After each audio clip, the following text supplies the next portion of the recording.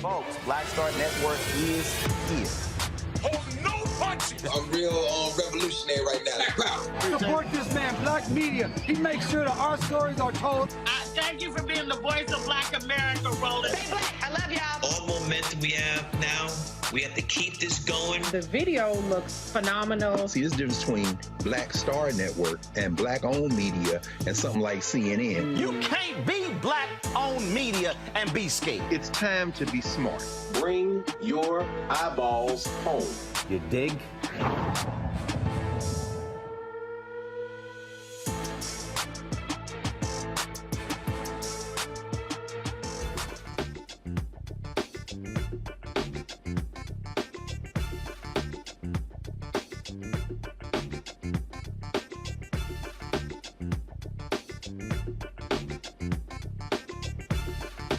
Today is Friday, September 30th, 2022. Coming up on Roland Martin Unfiltered, streaming live on the Black Star Network. The first Black woman to sit on the U.S. Supreme Court. Justice Ketanji Brown Jackson had her investiture ceremony today, taking the judicial oath.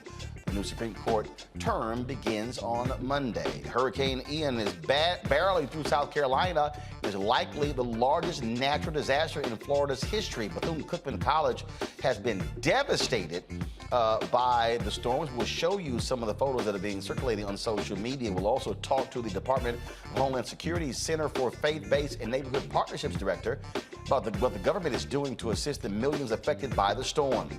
A black man walking dogs in a park is suing the U.S. Park Service for a wrongful arrest. In North Carolina, a sheriff resigns after audio of him describing black employees as bastards. And a Michigan Republican running for state representative asked a black family why they're wearing face masks during a pandemic while Democrats are pushing the killing of black babies by supporting abortion rights. Yeah, we'll show you how he describes the encounter. I'll talk to the sister running for the 26th Congressional District in Florida. That's one of the districts Republicans have restructured. Also, in today's Education Matters segment, an HBCU wants to be the pilot pipeline for U.S. airlines. And the Congressional Black Caucus AOC, the 51st annual, is in full force. We were there today, and you'll hear some of the session where we were at the midterm election session with Congresswoman Terry Sewell, and we also were there with Congressman Andre Carson when we talked to Transportation Secretary Pete Buttigieg. We'll have some of that as well. It's time to bring the funk on Roland Martin Unfiltered on the Black Star Network. Let's go. He's got it. Whatever the miss, he's on it. Whatever it is, he's got the scoop, the fact, the find. And when it breaks, he's right on time, and it's rolling. Best believe he's knowing. Putting it down from sports to news to politics. With entertainment just for kicks, he's rolling. It's on go, y'all.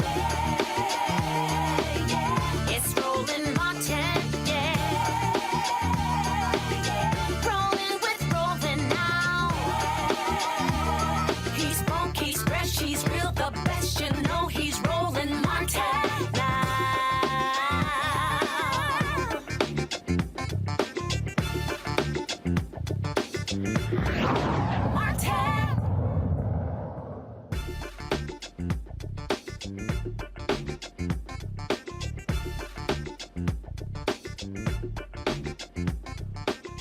As South Carolina braces for Hurricane Ian, millions in Florida are picking up the pieces from the damage left in its path. Officials say Ian is likely the largest natural disaster in Florida history. President Joe Biden has already approved a major disaster declaration, allowing survivors in the hardest hit areas to apply for federal disaster assistance to help jumpstart their recovery.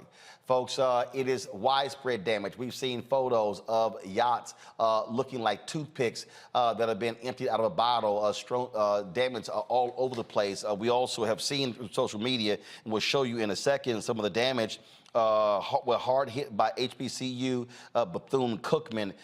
Folks, again, significant damage as a result of this hurricane. Joining us now is Marcus Coleman, the director of the Department of Homeland Security's Center for Faith-Based and Neighborhood Partnerships. Marcus, glad to have you here. Again, this is one of those moments where you know, look, Republicans can talk about small government. People can say, hey, we don't want the federal government's help. But guess what? When a natural disaster strikes, that's when you want the federal government's help. What has already been being shifted to Florida to help those impacted? Well, thank you for having me tonight, Roland. And yes, you're right. It takes all of government to work together. And FEMA has actually been in Florida pre-landfall. So we had staff and commodities pre-positioned. The president declared an emergency declaration long before the storm made landfall, and we have people on the ground today, including FEMA Administrator Deanne Criswell, who is assessing damage directly on the ground. Here in our National Response Coordination Center, we're coordinating with organizations like the NAACP, the National Urban League. We actually had a group called the Institute for Disasters for Inclusion and Equity and Emergency Management to ensure that we are keeping people first as we move into this next phase of unfortunately, a really long road to recovery. As I said, you know, when these things happen, I don't care who you are affected. This is a video here from someone on Twitter showing the damage at HBCU Bethune-Cookman, and you see there, you know, structural damage there, a lot of damage there. Bethune-Cookman is a private school, so they're not a public institution. So when it comes to being able to for assistance, just give me an idea of what can a Bethune-Cookman seek from the federal government when it comes to rebuilding. So we're going to be working alongside our White House HBCU initiative to ensure that Bethune-Cookman and any other institution of higher education knows what resources are available federally. We've done similar outreach for Jackson State University for the recent Jackson water crisis, was in contact with a group called the HBCU Emergency Management Workforce Consortium, all focused on how we support the students, the faculty, and of course the facilities and that historic presence there. And so one of the efforts that we have at FEMA is to come alongside institutions like Bethune-Cookman and ensure, again, their students, those faculty, those staff, those people that keep the university running get the assistance they need, while we also work to make sure that we maintain those institutions moving forward through some of our government programs. Obviously, there are people who are displaced. We've seen videos of people swimming in their homes where they had several feet of water in their homes. And so when it comes to short-term living assistance, what options are there and what must folks be seeking out? So we know a number of folks are going to local shelters that are opened by the Red Cross. Also, we know many churches and faith-based organizations are also opening temporary shelters. People are moving to live with friends and family for a temporary time. There's three things that I want to encourage any survivor, any family member that knows someone that's impacted to do. The first, continue to stay connected to the local government officials and their guidance. The second, you can register for disaster assistance now. 1-800-621-3362 is the phone number to get you started on that process of your road to recovery. Look, we know we're going to be here for a long time. I was able to actually spend some time with several faith-based and community-based organizations in Florida earlier this year. And at that meeting, we were talking about some of the disbursements that they were giving financially from Hurricane Irma. So we know, again, folks are going to be recovering for long periods of time, and we want to make sure that we're doing everything we can to keep the people first in the federal, from a federal government perspective, as we continue to move through this next phase of recovery. We're talking about how significant the damage is in Florida. This is video right here of the storm surge in Charleston, South Carolina, and how they're impacted, right? We are here in Washington, D.C. The weather forecast shows massive amounts of rain that will hit Washington, D.C. and New York City between now and Wednesday. So even though Florida has taken the brunt of this, as somebody who's lived through numerous hurricanes, being born and raised in Houston, the aftermath of the hurricane can still cause considerable damage when it comes to rain, when it comes to flooding, when it comes to high winds, ripping roofs off. And so people's lives can still be in danger, even though the hurricane may actually diminish something. You're absolutely right, and it's one of the reasons why at FEMA we are trying to work through the broader coalition of partners that we have. Again, I mentioned some, the NAACP, National Urban League. I was on a call last night with several bishops of the African Methodist Episcopal Church, was on a call this morning with the bishop from the Full Gospel Baptist Church. We recognize that across faith and community leaders in that coalition, we do need to make sure that people are prepared. To your point, right, we're coming up on the anniversary of Hurricane Sandy, and so it's one of the reasons why, in addition to making sure that we're focused on equity in response and recovery, we want to continue to be culturally competent and how we talk about preparedness as well for communities. And so we are providing that guidance. People can access that information on how to prepare at ready.gov. But again, if you have anybody that's on the line that's listening and can hear my voice, that's looking to get jump-started on their road to recovery, 1-800-621-3362. That's the number to call to start the process to get some of the federal resources that you need for your household and your family. All right, Marcus Coleman with the Department of Homeland Security. We certainly appreciate it. Thanks a lot. Thank you very much, Roland. All right, folks. I'm going to go to a quick break. We come back. I'm going to bring in my panel. We're going to talk about the politics of these natural disasters. Whole bunch of Republicans in Florida, like Ron DeSantis, voted against relief for Hurricane Sandy. More than welcoming that money coming to Florida. See how these things roll? Folks, we'll talk about that. Be sure to download the Black Star Network app, Apple phone, Apple TV, Android TV, Roku, Amazon Fire TV, Xbox One, Samsung Smart TV. And, of course, you can please support us in what we do by joining our Bring the Funk fan club. Every dollar you give goes to support this show. P.O. Box 57196, Washington, D.C., 20037-0196. That's for your checks and money orders. Cash App is $RM Unfiltered. PayPal is R Martin Unfiltered. Venmo is RM Unfiltered. Zelle is Roland at RolandSMartin.com. Roland at RolandMartinUnfiltered.com. And don't forget to get your copy of my new book, White Fear, How the Browning of America is Making White Folks Lose Their Minds. It is one of the best sellers on Amazon. You can get the book from the publisher, Ben Bella Books, Amazon, Barnes & Noble, IndieBound, Bookshop, Chapters, Books A Million, Target. Also, you can order through your favorite black bookstore.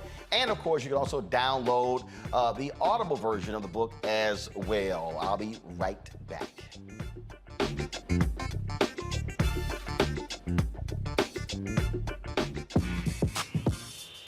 When we invest in ourselves, our glow, our vision, our vibe, we all shine. Together, we are black beyond measure. Hatred on the streets, a horrific scene, a white nationalist rally that descended into deadly violence. Losing their damn minds. As an angry pro-Trump mob storms the U.S. Capitol, we're about to see the rise of what I call white minority resistance. We have seen white folks in this country who simply cannot tolerate black folks voting. I think what we're seeing is the inevitable result of violent denial. This is part of American history. Every time that people of color have made progress, whether real or symbolic, there has been what Carol Anderson at Emory University calls white rage as a backlash. This is the rise of the Proud Boys and the Boogaloo Boys. America, there's going to be more of this. Here's all the Proud Boys, guys. This country is getting increasingly racist in its behaviors and its attitudes because of the fear of white people. The fear that they're taking our jobs, they're taking our resources, they're taking our women. This is white fear.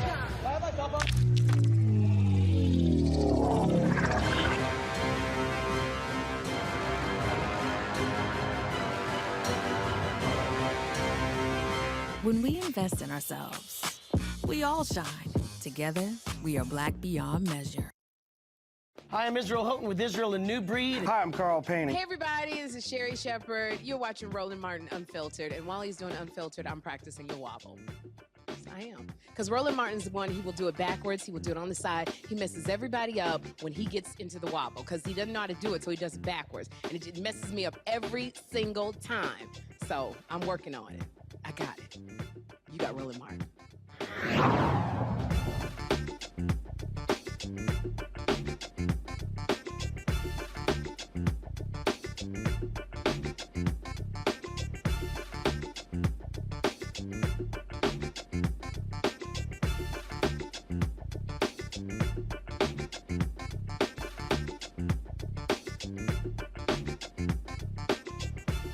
All right, folks, joining me right now is, of course, our regular panel on Friday, Michael Imhotep, host of the African History Network show, Matt Manning, civil rights attorney, and joining us shortly is going to be Kelly Bethea, communication strategist. Let's start you right here with you, Michael. I'm just getting a kick out of these hypocritical, pathetic Republicans, especially like Florida Governor Ron DeSantis. This is the man who, while he was in Congress, voted against hurricane aid to the folks in New Jersey for Hurricane Sandy. Oh, but he is more than welcoming of hurricane aid to Florida. Sounds like Rand Paul. When he was constantly always complaining about hurricane aid, disaster aid going to other states, yet when Kentucky got hit by natural disasters. Oh my God, Mr. President, please. They love to sit here and say, Democrats, you're spending money recklessly. Oh, but when their states get hit, then all of a sudden it's a problem. See, this shows, I keep telling people why folk are stuck on stupid, that it may not affect you today, but it may affect you tomorrow. Absolutely, it's coming for you. And this is the chickens coming home to roost for Governor Ron DeSantis. And as I've said before, Florida needs to be desanitized. So back in 2013, when he was in the House of Representatives, he was part of the Tea Party. He voted against aid for New York and New Jersey behind Hurricane Sandy. Okay, and he said that it was more that tax and spend, put it on the credit card mentality that he came to Washington to stop. But also little Marco Rubio. In 2013 also, when little Marco Rubio was in the Senate in Florida, he voted against the aid for New York and New Jersey as well. Now, Ron DeSantis was on Tucker's show, Little Tucker's, Tucker Carlson on Fox News, and he said when a disaster hits, it's time to put aside the politics and do what's right for the people. I'm paraphrasing. Okay, this is what he said, but that's not what he did in 2013. Okay, so what we're seeing now, this goes back to something that Governor Cuomo said before he was forced out of office during the coronavirus pandemic.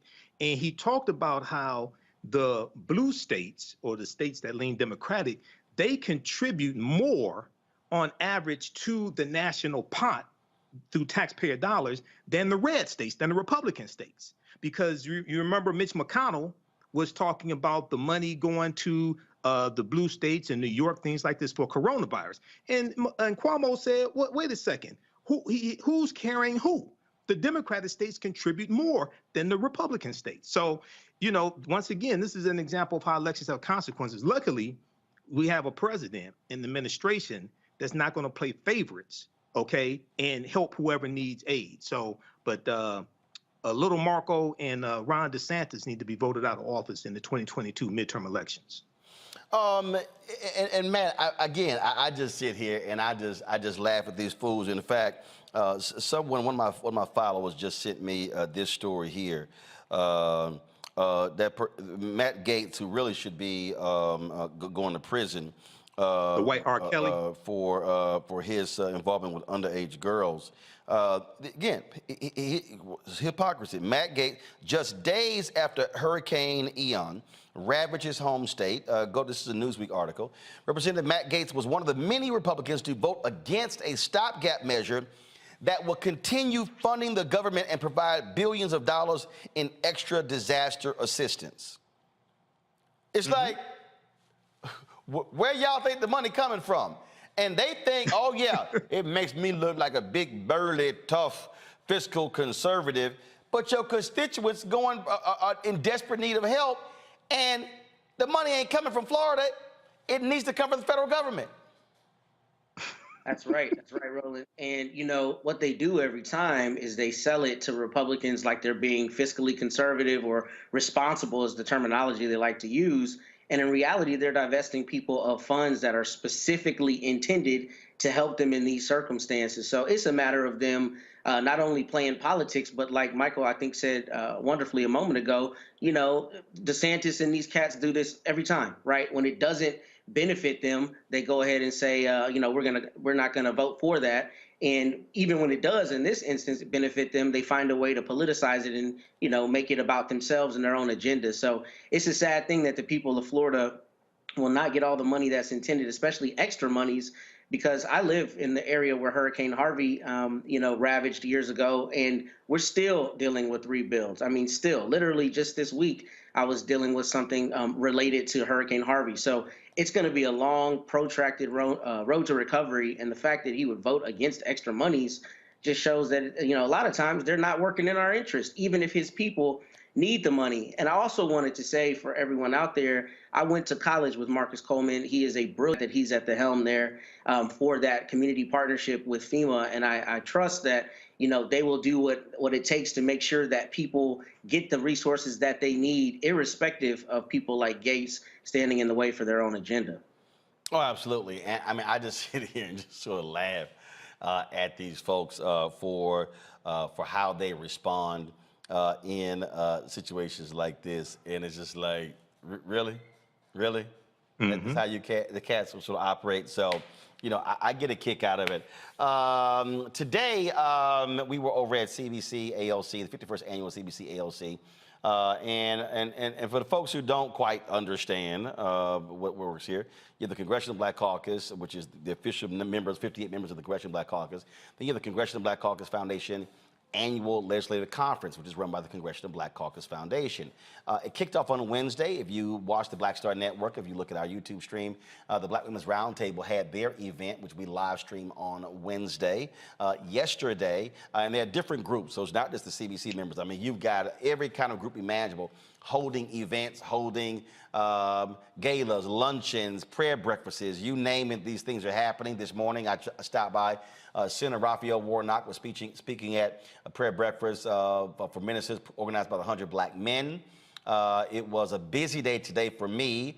We kicked off this whole deal by where I led a major plenary session at the Convention Center dealing with the midterm elections. We had our legal scholars who were on the panel initially, folks like Maya Wiley, the Leadership Conference on Civil and Human Rights, Damon Hewitt, with the Lawyers Committee for Civil Rights Under Law. So with a number of people who we had, and then of course, we had our activists, Derek Johnson, NAACP CEO, Latasha Brown, of course, Black Voters Matter, League of Women Voters as well. And so a really busy day, some great content that was taking place. So first, what I want to do is, if we can, I want to start with our conversation that took place with dealing with the midterm elections. And so, look, we're about 40 days away from the midterm elections, and you're already seeing so much attention and energy being focused on the midterm elections, being focused on what is necessary for us to do in this election. And so what I want to do is I want to show you again, what some members had to say, talking about what matters in this election and how it's important for us to use our vote. And one of those folks is Congresswoman Terry Sewell. She, of course, led this session. And one of the things she talked about was that how in Alabama, they should be having a second black district. The courts agreed, even these Trump appointees agreed, but Brett Kavanaugh stepped in and was like, no, the Supreme Court should hear it. This is one of the cases they're going to be hearing in this term, dealing with minority representation in Congress. And so she implored the audience to really focus on this very issue. Here's what she had to say. Also specifically, the sister who asked that question, how are you targeting younger voters who are in Alabama who want to make change? What is happening there? Well, first of all, you know, these organizations are our voices on the ground and help to organize us on the ground. And I think that until we can tell young folks, show young folks why the vote matters, why it matters, and the messenger matters who. And it needs to be their fellow, you know, Gen Z, or, you know, you really have to meet people where they are. And you got to be where they live and have a trusted messenger. Mm-hmm. And so change rarely comes to the halls of Congress. Rarely comes to the halls of Congress. And when change does, it doesn't permeate at the very top. It bubbles up from on the ground. So grassroots activism matters. And you don't have to necessarily be a part of an organization to actually organize. My mom, who passed away last year, used to always say, bloom where you're planted. You don't have to be a member of Congress to make a difference. You can bloom where you're planted and make a difference within the organizations and within the communities that you live and work. Okay? So we have got to know that your vote matters, representation matters. Oh, let me start there. Representation matters. It was only when you got more African Americans seat at the table, a decision-making table, that we started seeing actively money being targeted to our communities. Okay? It was only when you got 6 senators who were women did we actually have a hearing in the Senate Armed Services on sexual harassment in the military. It was only when you had one black woman who sat on the on the Select Committee on Intelligence, that was me, that we actually got our national security folks, we held up the money until they addressed the diversity. I mean, the intelligence community and those committees, we have classified briefings. And, oh, by the way, classified budgets. Trillions of dollars of classified budgets. So I'm sitting at that table. I have before me, you know, all of the CIA, the DIA, and not one person looked like me. Not a woman and not someone of color. And so you don't want to necessarily be the only black one sitting there and ask the diversity question, but you better. Because the people who elected you need you to do that. And so, Mr. CIA, we're not going to give you some money until I start seeing some movement. And so that's important. So representation matters, but your voice matters. And in this great country that we have, our voices matter. And the best place to articulate your voice is at the polls. Let's go to the polls and let's go with a vengeance. Going to have final comments. Let's start with Heather. Now, I also moderated the Brain Trust session dealing with transportation, and who was there? Transportation Secretary Peter Buttigieg, and we talked about the money. More than $1.2 trillion was approved by Congress, and about half of that is going to be for infrastructure, folks. And I want to make sure that black people are getting our fair share. Denzel Washington played him in the movie. His name was Frank Lucas, and he said, "I'm going to get that money." So we're going to get right to the point of this, Secretary Buttigieg, and talk about the money. The federal government spends $560 billion a year on contracts. African Americans get 1.67% of that. One of the fundamental issues to build capacity, you got to be able to access the money. So billions have been passed. How are you making sure that African American businesses, contractors, engineering firms, architectural firms, PR firms, black-owned media are going to be participants in these billions of dollars that were passed by Congress, and it was the result of Congressional Black Caucus votes that actually made that possible? That's right. First of all, thank you. We start easy. Yeah, just jumping right in. I don't want to miss a chance, though, just to thank you for your voice and to thank Congressman Carson, who has been a leader in my native state of Indiana since before I was in elected office. Doesn't look old enough for it to be possible, but it is true, and it's so exciting to be here. So the question you're raising goes to the core of what it looks like for us to succeed with the president's bipartisan infrastructure law. $1.2 trillion is about to move through the U.S. economy, about half of that in transportation. And we have an affirmative obligation, a moral as well as economic obligation, to make sure that at the end of those 5 years, there are more black-owned businesses, more black millionaires, more black building and construction trades workers than there were 5 years sooner. We know, and Compto in particular has a lot of expertise in this, we know that transportation spending and investment, when it's done right, can help build up ladders to opportunity. We know that from historical examples, like Atlanta.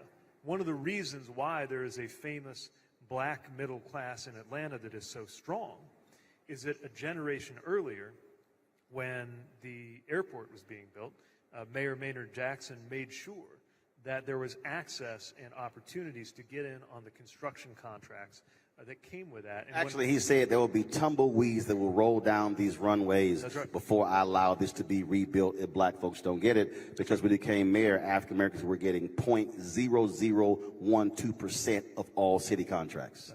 And when we went to Atlanta, we met with family construction businesses who are now in their second generation that existed because of that leadership.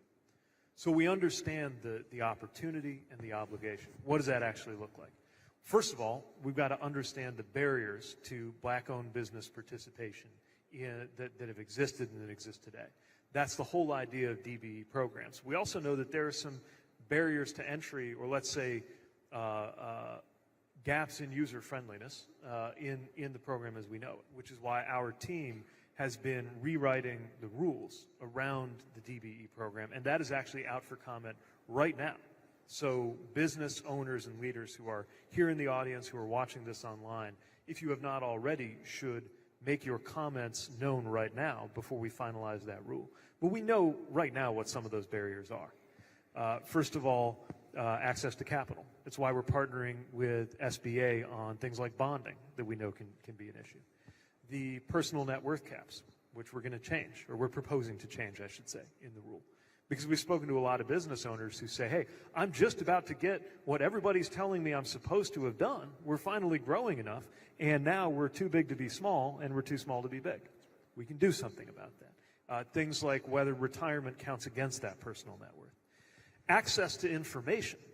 So one of the things that we are doing through, in particular, through our OSDBU, and you're going to meet our OSDBU leader, Shelby Scales, who will be speaking in a moment, is have sessions and make information available touching every one of the 50 states, DC and Puerto Rico, about what the opportunities are actually like, because otherwise you have to already be on the inside in order to have a shot at that. Two more things I'll mention. I don't want this to be long-winded, but this is a major priority for us. One, there are the contracts we actually literally do ourselves, right? Federal contracts procured by our department. We have raised, for example, our SDB goal to 20%, over 20%, and we are beating that goal as of this quarter. But then, for every dollar we spend, there's something like $10 that actually is spent by the people that we are funding, the state, the city, the transit agency. So we have to make sure that they are doing the same thing, that they have ambitious goals. And that's a conversation that we're having with our state partners that is partly a matter of having the information out there, partly a matter of making sure that the basics of the law are met, but recognizing that the law represents the floor. We have to go way over and above that, because shame on us if we get 5 years out and there's the same level of black business participation as there is today.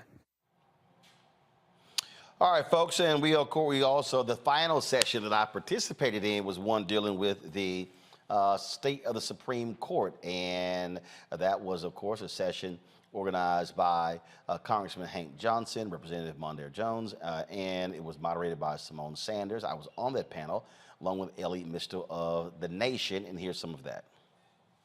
Correspondent, I want to start with you by just, because I think we need a baseline for this conversation. What is going on with this court?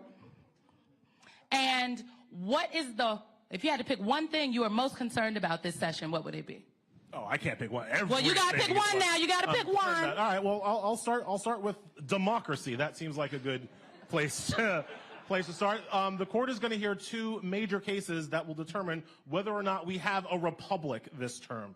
The one that has gotten most of the press is a case called Moore v. Harper. This is the independent state legislature theory. This is the theory that the state legislatures, not the voters, not the courts of the state, but the state legislatures of the state, actually get to decide the voting rules of the state, who gets to vote in the state, whose votes count in the state, whose votes can be thrown away in the state. This theory is so controversial that the first version of it was surfaced by William Rehnquist in Bush v. Gore while he was casting about trying to come up with a way to make George Bush president over a court-ordered recount in Florida. I'm gating myself a bit.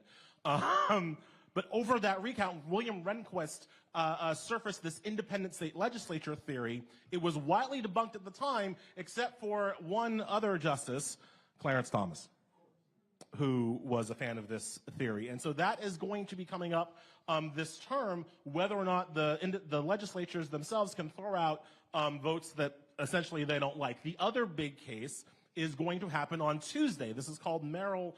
I forget, it's Midges v. Merrill, or I'm forgetting the first part of the name. Doesn't matter. This is about the Alabama gerrymandered map.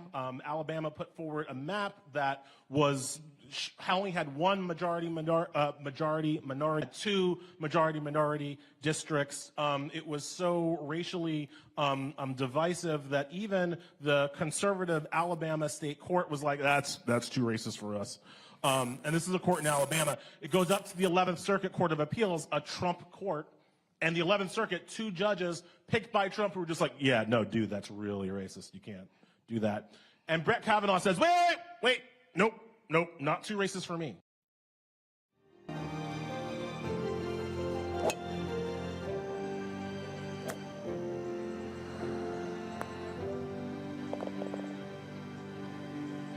Not sure what happened there. Looks like Ellie got cut off. But let's go right to our conversation. We'll just cut that short. Folks, if you missed that session, first of all, you missed any of those 3 sessions, just simply go to our Black Star Network app. We live stream all 3 of those. You can see them there as well. Again, Michael Imhotep, Matt Manning, and joining me in the studio is Kelly Bethea. There are people, Kelly, who might say, all right, you have the CBC, ALC every year, and you've got folks who go to parties, who go to receptions, who go to galas, who go to award shows. But the reality is this: when you talk about public policy, this is probably the largest collection of public policy advocates and experts who are providing the kind of information that people need to know and understand to then know what to focus on now as well as in the future. I completely agree with that. And that's honestly why I love CBC ALC Week, because to me, it's more than just a convention. It's really like a massive think tank where all the brightest Black minds in the country and oftentimes the world come together to brainstorm how to better serve our Black communities abroad and wherever we are. So when I was at a couple of your panels, and I absolutely love the discussion. And then you have the ones where if you just want to know what's going on in that particular arena, such as entertainment or health or anything like that, this is the perfect place for you to interact with some of the brightest Black minds in their respective fields, which is why I love CBC and ALC. I actually don't really go to a whole lot of the galas and the social things as much because I'm kind of a nerd and I actually am there for the sessions and the seminars. But it is truly an experience that I feel like everybody should do at least once, especially now that it's in person. Matt, there are also Nicole Hillary Austin Hillary, who's now the CEO of the CBCF. They're doing something now that I sort of called them out years ago. Every session this time has been recorded and I believe live streamed.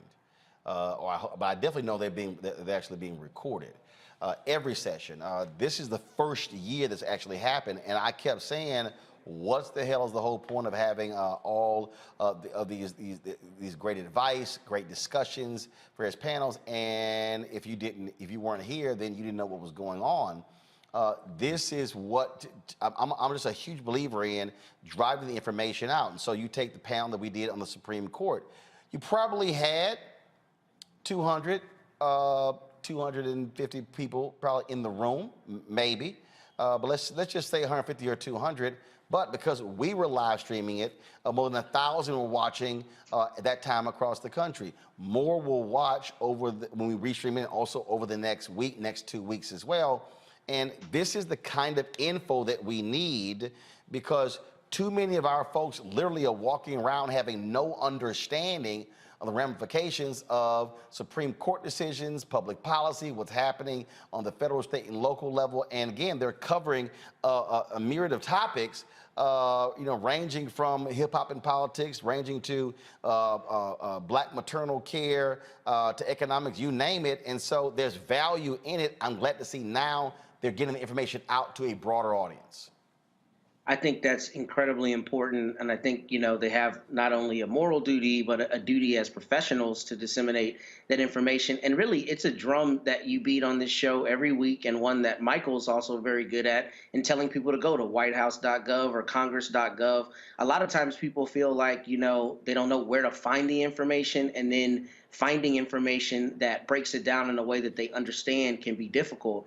And I'm glad that you played those 3 clips, because I think in each one of the speakers spoke pretty directly and pretty clearly about what the intended issue was or the intended, curative approach to it. So that's important for our people to have information. There are a lot of people who I think are intimidated by some of the processes, especially in government.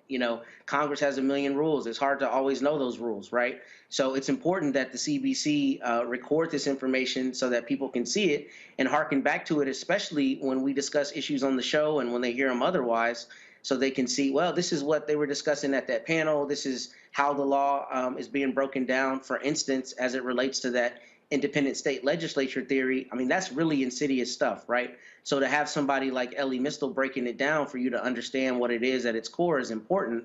And I commend them for recording it so that it's there for posterity for people to review. Information is power. That is a phrase coined by Kathy Hughes at Radio 1, and it is one, Michael, I agree with. It trips me out when I hear a lot of people, man, the CBC ain't this, they ain't that. Anytime I hear somebody say that, it's a good bit. They literally have no damn clue what the hell the CBC does. Well, yeah, they don't read. That's part of the problem. I mean, if they just if they go to thegrio.com and read some of the fantastic articles by April Ryan, they'll get more information and see the policies that the CBC is pushing and have gotten passed. If they watch Roland Martin Unfiltered, they can see you interview members of the Congressional Black Caucus. So when they say that, there is a, how should I put this politely? There is a black echo chamber of, for lack of a better word, stupidity. And that, I'm not talking about people who don't know. I'm talking about people who prey on people who don't know. You have to understand the difference. See, there's this whole disinformation campaign targeting African Americans, and they use social media. And you have social media black pimps who put out misinformation to prey on people who mean well but don't know. If they knew better, they would do better. So we have to understand the difference. This is why the Black Star Media Network is so important. This is why the African History Network is so important. I've been to the Congressional Black Caucus meeting, Congressional Black Caucus Legislative Weekend. I attended some of the, back in about, I think it was 2016, Roland, because I met you there in person. I attended some of the panel discussions that you moderated as well.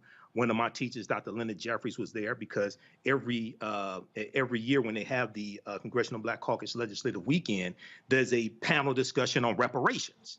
So Dr. Leonard Jeffries was there, Dr. Wade Nobles was there, other people like Joanne Watson from here in Detroit. So this is extremely important. I got to meet so many people. I did some interviews while I was there. I got to meet so many people. That is the place to really be. And it's good that they're documenting it, recording it and documenting it to preserve it, but also to rebroadcast it so people who could not attend could get this information. Because as I said before, and I'll wrap up with this, this is the most critical, most important midterm election probably over the last 100 years, because this is the first midterm election after an insurrection has taken place since the 1866 midterm election, the year after the Civil War ended. So we have to be armed with knowledge, and we have to understand how policies directly impact our conditions, because Republicans understand this. Okay, we have largely been kept in the dark on this. So the Congressional Black Caucus Legislative Weekend is a very powerful, important event to attend and to be part of and to learn from as well. Indeed. And again, folks, there's lots of information taking place and that people need to know. And there was something that happened during the, I sort of made this point during our Supreme Court session that I want to talk about here. And I get it. I get how the public responds to celebrity. And every year, Congressman Andre Carson sponsors the Hip Hop and Politics session. I know it well. I've moderated that session probably 5 or 6 times. But what gets me is when I see how folk react. When I look at, even at CBCF, the entertainment-driven panels, and I'll see these massive crowds. Right. And I'll go, okay, I get that, no problem. But if you don't think these other issues have a even more profound and mistaken, it's just like when I talk about on social media, when I'm talking about how do we access the billions of dollars that are being spent in various industries. And I see folk rarely want to comment on that, but Lord, don't put something up about Nick Cannon having babies. And it is amazing to me how many people, Kelly, will be so locked and loaded on stuff that ain't got nothing to do with them. I mean, nothing to do. You ain't got nothing in the game over the baby mamas of Nick Cannon. Nothing. But when we're talking about the future of the Supreme Court, that literally impacts every facet of somebody's life, whether they want to admit it or not.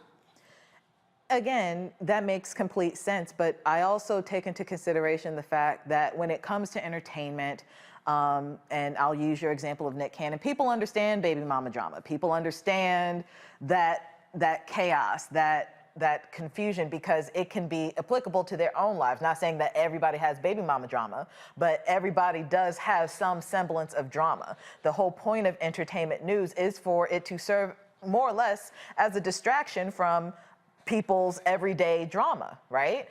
Whereas when it comes to the Supreme Court and other issues politically driven, that's a little bit harder to understand. And then what's worse, the people who are there to explain those issues to us can come off as condescending. And we are just coming into an age where information is not only accessible, but understandable to people. And it has to catch up to this entertainment news, right? And we also have to embrace the fact that we are able to understand it and make it applicable to our lives, because it is, like you said, the Supreme Court decisions have an immediate effect on us beyond just Roe v. Wade, beyond just gay marriage legislation. Everything that Supreme Court touches will have an impact on everyone's lives, and it typically affects Black people the most. So it's definitely something that we have to take into consideration. I applaud those who do explain things politically better than our predecessors, because now more people are able to come into the conversation. But you're right, entertainment is going to be entertainment. Nick Cannon's drama will always be entertaining to some, but we also need to step away from the distraction that is entertainment and focus on what's actually going to affect our lives so that we can better our lives.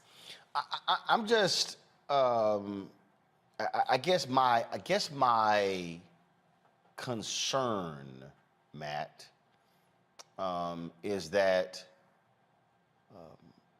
this for me is the equivalent of the house is burning, but you on your cell phone talking to your girls or your boys about shopping or who won the game. You might want to turn around and say, oh, damn, my house on fire. Yeah. And I am concerned because I don't think a lot of people understand the depths at which conservatives are going to go in order to lock in them having control for the next 100 years. I mean, they are playing a long game that I just don't think people really and fully understand. Yeah, I think you're 100% right. And I think in speaking to that, not only do we have to combat disinformation, you have to combat the mindset that some people have that everything is rigged, that none of it can be trusted, and you can't trust the Democrats the same way you can't trust the conservatives. There are definitely issues in each party, and there are issues in every respective issue. But this is a long game thing. You're exactly right. I mean, for Trump to have appointed over 200 federal judges, people don't understand that they serve forever. So that's really a long game thing. And a lot of the issues that we're discussing, including things like letting state legislatures decide what votes count and don't count are things that will have generational effects, not just immediate effects. So to use your metaphor, not only are we on the phone and not paying attention to the house, but we're not considering all the other houses that are going to burn down the street and how long that fire is going to continue raging if we don't take the time to really look at it now. But with that, kind of to Kelly's point, I think it's incumbent on the firefighters, if you will, the people who have the information to put out the fire, to explain to people not only how hot that fire is raging, but what we need to do to make sure that that fire is suppressed as quickly as possible. And some of it is disseminating the information, but also some of it is like, yo, I know you don't trust any part of the government, but like this affects your life. This affects your taxes. This affects your kids' education. This affects your health outcomes. It's holistic and it affects you irrespective of whether you want to be involved in what's going on. So in that respect, you have a duty to be informed. So I think there's a dual duty and a dual emphasis. But I do think that, we need to get over that idea that we can't trust any part of it because it affects us. And that's really where the crux of it lies. No, I just want Michael folks to understand that the other side, they ain't playing. No, they're not. They ain't playing. I'm talking about, you look at that Roe v. Wade decision, Clarence Thomas like, all right, we going after this next.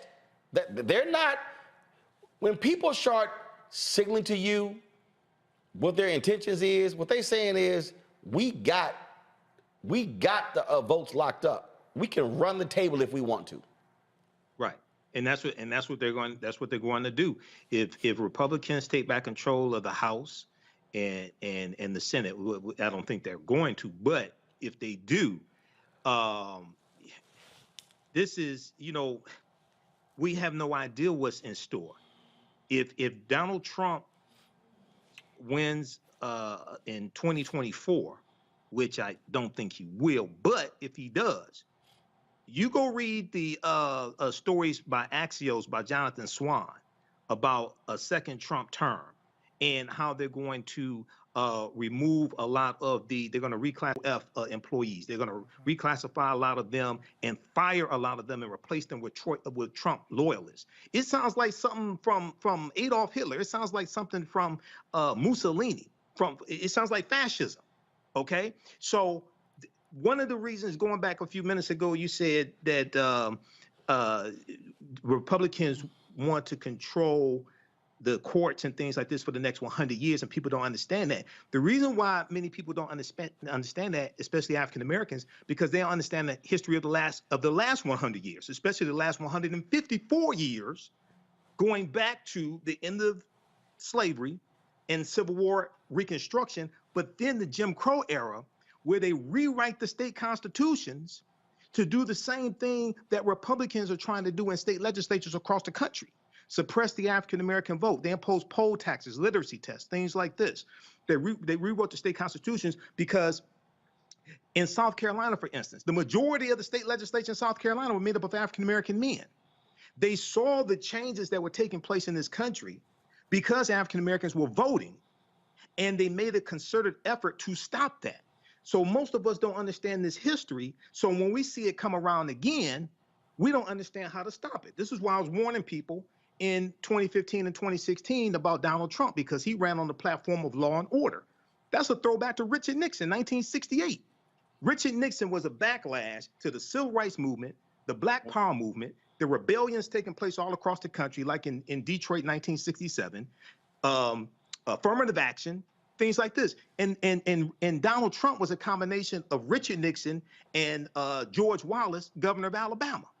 So if you don't understand history, you don't understand when these events start rhyming. Lastly, it's extremely important to understand the voter suppression laws, over 400 voter suppression laws being pushed. 19 state legislatures have passed about 34 voter suppression laws. That is heavily being financed, and those laws are heavily being written by American Heritage Action, Action, I think it is, the sister company to the Heritage Foundation, sister organization to the Heritage Foundation. Mm-hmm. They are making these boilerplate policies that are being pushed, and they're financing this, and they're being pushed by Republican state legislatures. It's all orchestrated, Okay, it's not by accident. So we have to understand this and take action to fight against this and vote these people out of office. Yep. All right, folks, hold tight 1 second. I got to go to break. We come back more in Roland Martin Unfiltered, folks. Don't forget, download the app, the Black Star Network app, available on all platforms: Apple phone, Android phone, Apple TV, Android TV, Roku, Amazon Fire TV, Xbox One, Samsung Smart TV, and of course, you can also join our Bring the Funk fan club. Your dollars make it possible for us to do what we do. So see you check your money orders to P.O. Box 57196, Washington, D.C. 20037-0196. Cash App, $RM Unfiltered. PayPal's R Martin Unfiltered. Venmo is RM Unfiltered. Zelle, Roland at RolandSMartin.com. Roland at RolandMartinUnfiltered.com. And don't forget to get your copy of the book White Fear: How the Browning of America is Making White Folks Lose Their Minds Down. You can download it on Audible. You can also get a hard copy. Folks, Ben Bella Books, the publisher, Amazon, Barnes & Noble, IndieBound, Bookshop, Chapters, Books A Million, Target, or you can order it through your favorite black bookstore. We'll be right back.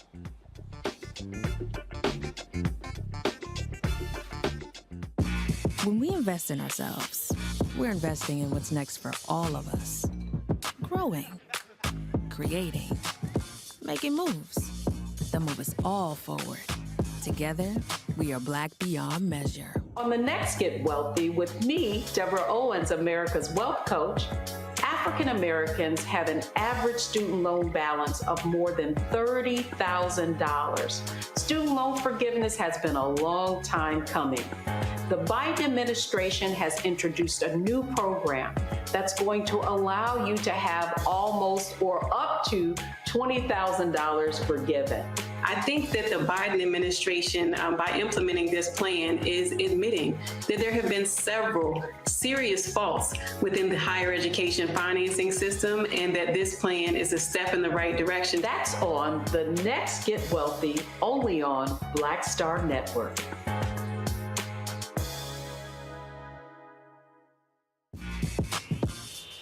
When we invest in ourselves, our glow, our vision, our vibe, we all shine.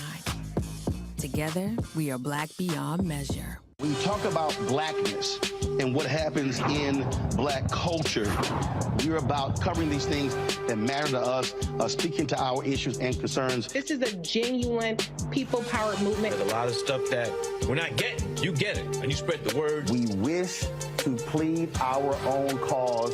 Too long have others spoken for us. We cannot tell our own story if we can't pay for it. This is about covering us. Invest in black-owned media. Your dollars matter. We don't have to keep asking them to cover our stuff. So please support us in what we do, folks.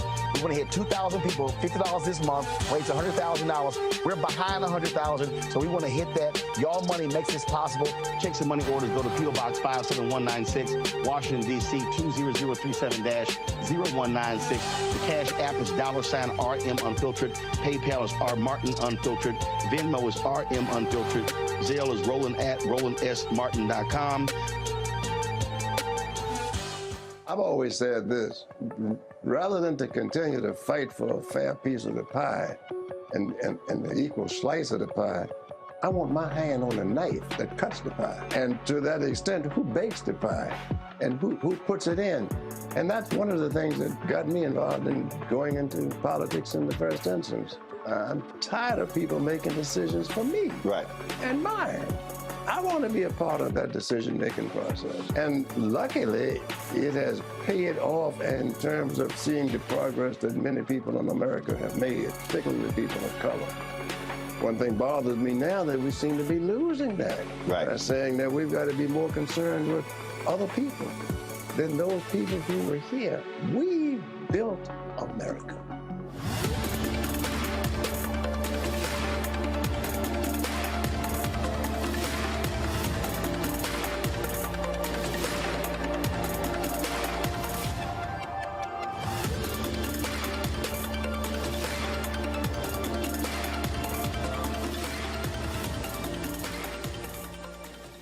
Next on the Black Table with me, Craig Carr.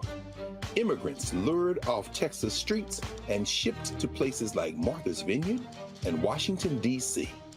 Believe it or not, we've seen it all before. You people in the North, you're so sympathetic to black people. You take them 60 years ago, they called it the reverse freedom rides.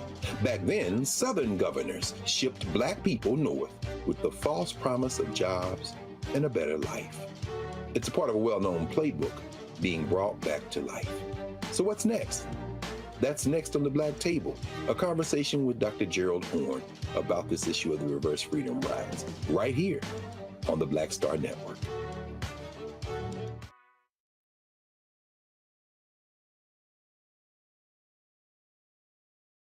Hi, everybody. This is Jonathan Nelson. Hi, this is Roland Martin, Unfiltered.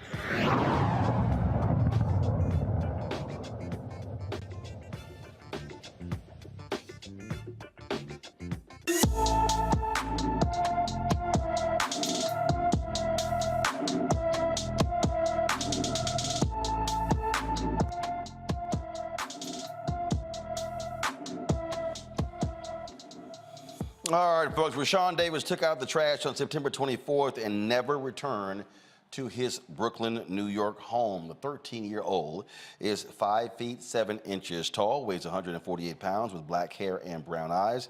Rashawn was last seen wearing a green shirt, green shorts, and blue MCM sandals. Anyone with information about Rashawn Davis should call the New York Police Department at 718-287-3225, 718-287-3225. For the first time in 233-year history, a black woman is sitting on the Supreme Court. Today was the investiture ceremony for Ketanji Brown Jackson. She officially joined the Supreme Court this morning with the ceremony, with Chief Justice John G. Roberts administering the Judicial Oath. Both President Joe Biden and Vice President Kamala Harris attended this historic event. Justice Jackson will help bring some balance to an increasingly conservative court and lose credibility that has lost credibility with the American people on a daily basis. And with the looming possibility of indictments of Donald Trump, Associate Justice Jackson could hear cases about executive power and congressional oversight. One of the things that we've been talking about is the appointment of federal benches. And Brown, of course, she is one of 8 black female judges President Joe Biden has nominated that have been confirmed. He appointed 13 black women, the most by any sitting president. Judge Tiffany Cunningham became the first black judge ever to serve on the federal circuit. Judge Candace Jackson Akiwumi became the only woman of color serving on the 7th Circuit and just the second black woman to serve on the court ever.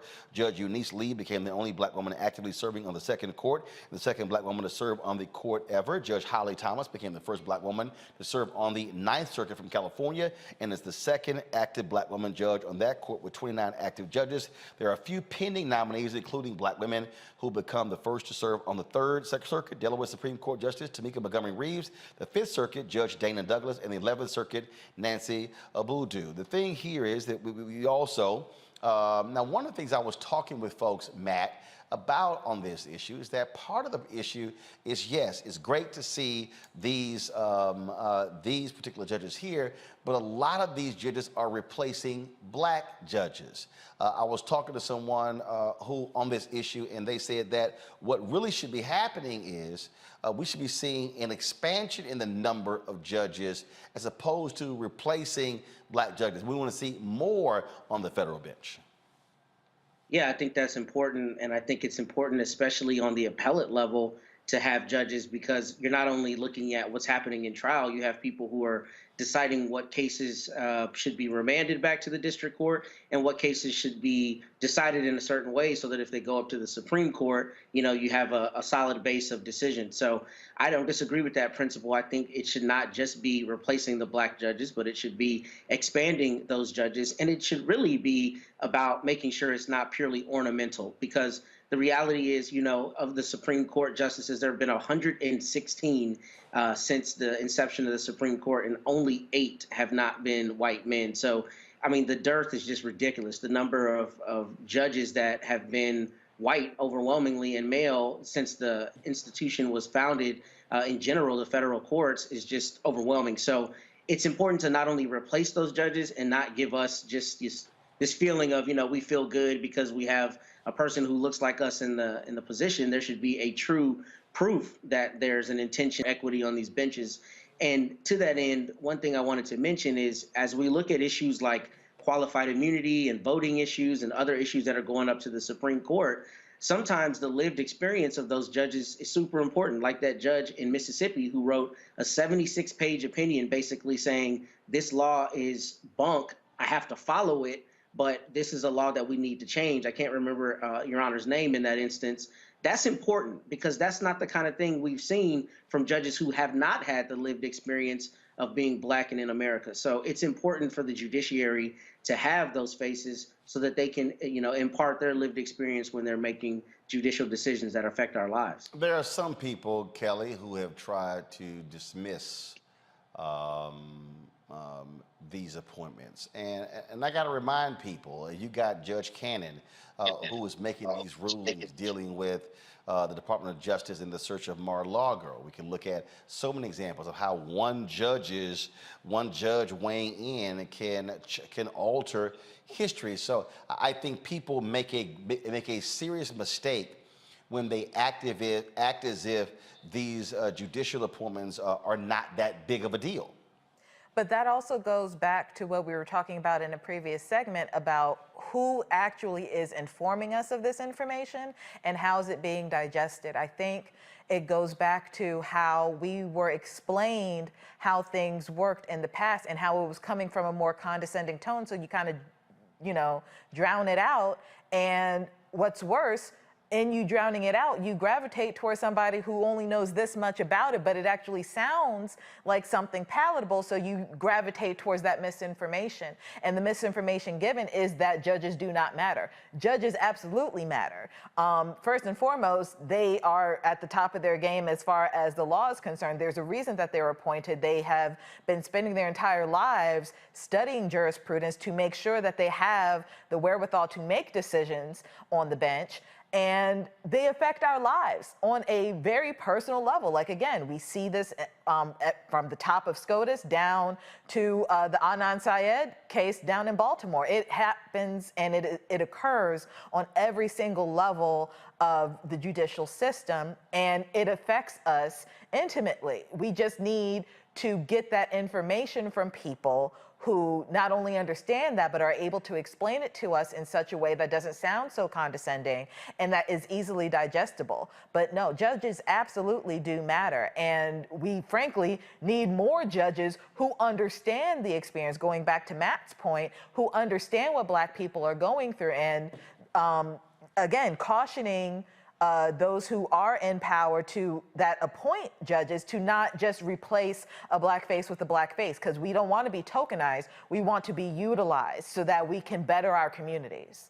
I always talk about, Michael, connecting the dots, and we simply cannot just overlook what these judges really mean long term, and then when you're able to build upon that, so Democrats are able to hold on to the United States Senate or even expand their power, then now you're talking about potentially by the time the end of the first term of Biden-Harris, they may very well be able to appoint more federal judges than Trump did. Yeah, hopefully so. Trump got 226 confirmed, and this goes back to understanding not just the courts and the importance of the court, but also the role of the Senate, because it's the U.S. Senate that confirms the federal judges and confirms U.S. Supreme Court justices. So in 2014, when Republicans won back control of the Senate, Mitch McConnell and Republicans blocked 103 federal nominations from President Barack Obama. One of them was the Seventh Circuit Court of Appeals, an African-American female judge that Obama nominated in 2016 named Myra Selby. Myra Selby was blocked.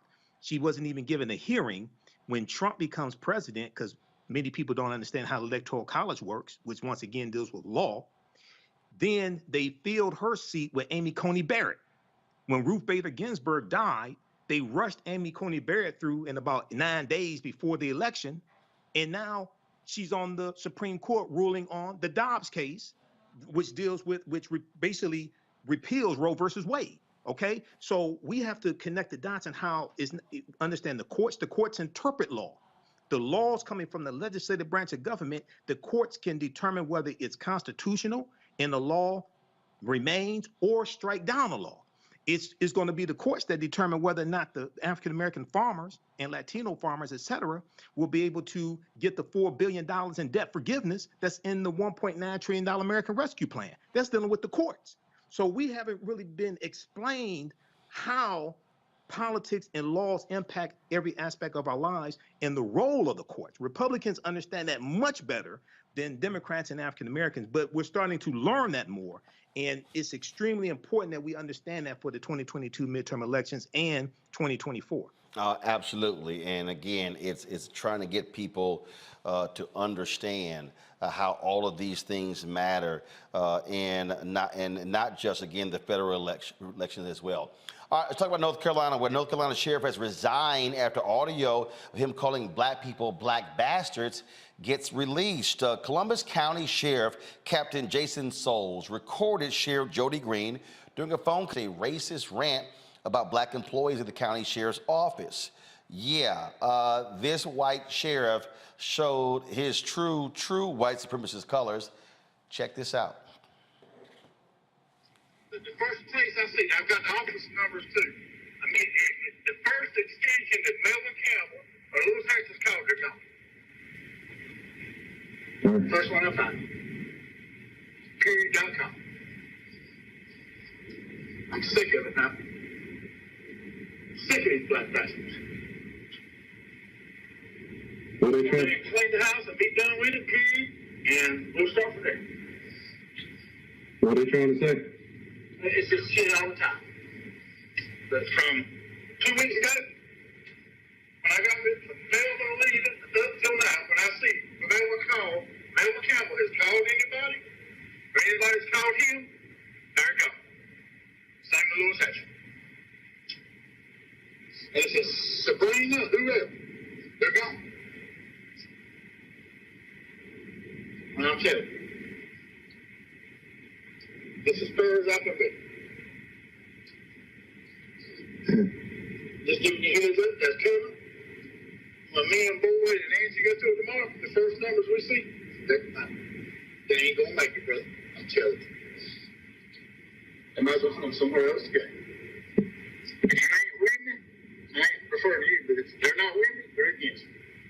And they're gone. Talked about his black political rival, a sergeant in his department and a black detention officer. The audio was reported to county commissioners, but only one responded to the complaint. North Carolina State Bureau of Investigation is looking into allegations of obstruction of justice by the now former Columbus County Sheriff and deputies under his command. See, y'all, this is the stuff I'm just trying to explain to y'all that keep going on, that we kind of act like when these folk get in power, they show their true colors. And speaking of this fool here, he wants to be in power. This dude in Michigan. So a Republican Michigan State Representative candidate named Jason Wolford recently appeared on a podcast called The Gray Area and recounted a story about him seeing a black family at a Cracker Barrel restaurant wearing masks. Now, they minding their own business. They wearing masks. So this asshole, he decides, instead of minding his own business, he wants to roll up on them and ask them why they thought it necessary to wear masks in the midst of a pandemic, but then somehow he wants to bring abortion into this. Watch this, fool. I just want to say this, and I want people to listen very, very carefully here, so this is not taken the wrong way. But we were in Cracker Barrel, and let me preface the story to this. My wife is Mexican, okay? So she's got some fire in her. She's got some fire in Fuego. her, right? She's a fuego, muy fuego, yeah. So but my point is, and then my youngest daughter is married, and she has, her husband's half black. So my point is this: the people that are listening right now, remember that story when what I'm about to say. So we're in Cracker Barrel, and I see this family walk in, and for the sake of description, I'll say black, African American, whatever, as we'd say in the Marine Corps, dark green. Okay, and they all have masks on. This is just a couple weeks ago, and then they sit down and they have mask on, and they lift the mask off to eat, then they put it back on. And when I saw this, I went over to them and I said, "Excuse me," I said, "I want to tell you a story real quick." And I said, "You see my family over there? I said, my wife's Mexican, my granddaughter's 25% black. I said, I just want you to know where I'm coming from when I say what I'm going to say. I said, I want to remind you that first, anybody at this table, you're not black and I'm not white. You're dark brown and I'm piggy pink, okay? So having fun, because I don't like that narrative of the black and the white. It's very divisive and people have bought into it. And the Marine Corps were smart in that for dark green, light green, whatever. But my point is, I told them, I said, listen, do you find it ironic that the very people that are telling you to wear this mask are the same people who go into your inner cities and slaughter the babies of black and Hispanics? Those are the same people telling you they care about you and to wear that mask. And so I don't mean to be political, but at the same time, right is right and wrong is wrong.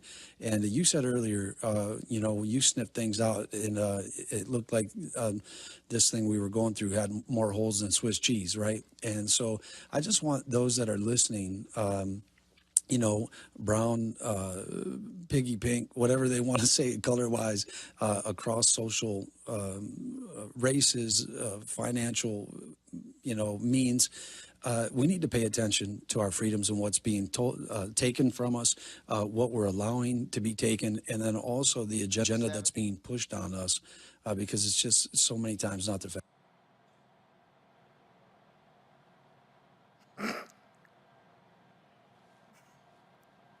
These are the type of dumbasses we're dealing with here in Michigan, Roland.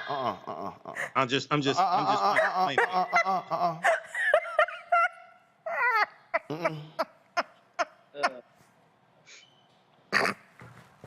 I've lived in Michigan 51 years.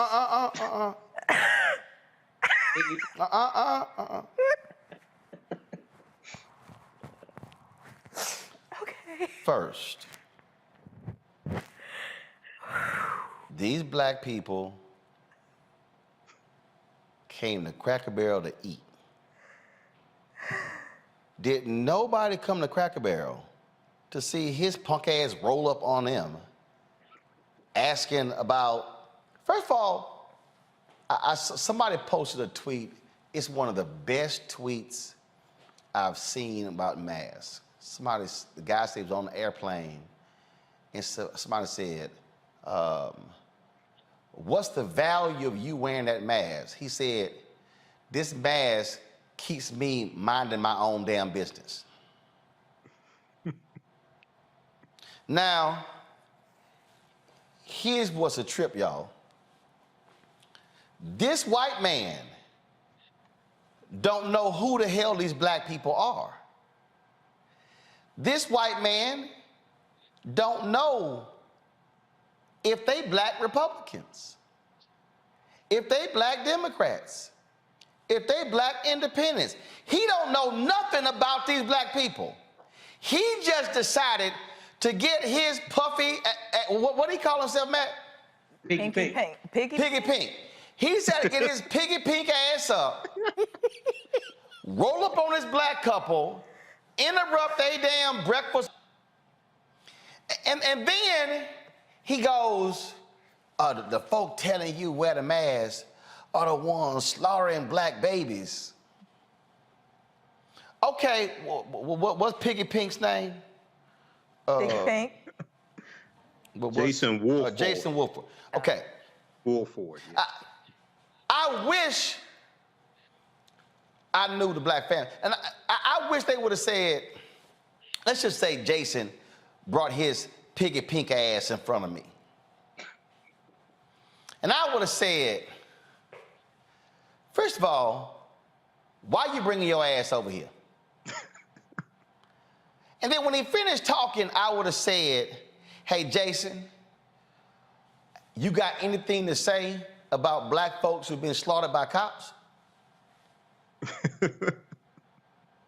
Then I would have said, hey, Jason, since you care so much about black people, what you got to say about your party being the one defending Confederate statues and memorials?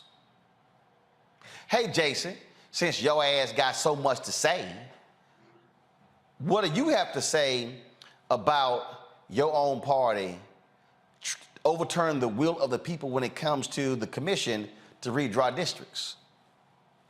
Since your ass got so much to say, Piggy Pink. where do you stand on civil rights? See, these asinine, piggy pink white conservatives really get on my nerves when they want to roll up on black people and talk about, oh, the black babies being slaughtered in communities, as if white folks ain't out here having abortions. Y'all, math is math. If y'all telling me that black people, and I've seen them throw, let's say if there are 500,000 black abortions a year, we represent 13% of the population. Do you know how many white folks are having abortions every single year? But y'all notice how they don't roll up on white folks like that. Because see, this is the game that they try to play. See, so Michael, this ain't limited to Michigan. This is Michigan, Ohio, Iowa, Illinois, Georgia, Tennessee, Mississippi, Alabama, Arkansas, Texas, Arizona. We could go on and on and on. And they love to play black people as if we somehow don't know what their game. No, game recognized game. And so I really wish that black couple would come forward to just light this fool up, Piggy Pink, for his bid. And then, now y'all, before we even get started,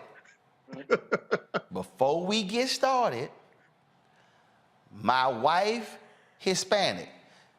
Say, dog, that don't mean a damn thing. Lou Dobbs' punk ass wife, Latino, and hell, he was always ranting and raving and supporting Trump. Greg Abbott too. And then I love this one. Now hold up. Now my wife, Latino, and then talk about racist and stereotypical. Oh my goodness, that means your wife was a hot tamale. That means she's fire. Oh my goodness, she's a bottle of Tabasco sauce. He's fuego. Yeah, that's essentially what they said about the man's wife. And he's like, oh my God, you're right. I'm like, his wife should make you slap your dumb ass. Right. But then he goes, oh, and hold up, by the way, my daughter, she has a black husband. I really hope her black husband said, what the hell is your dumb ass telling that story?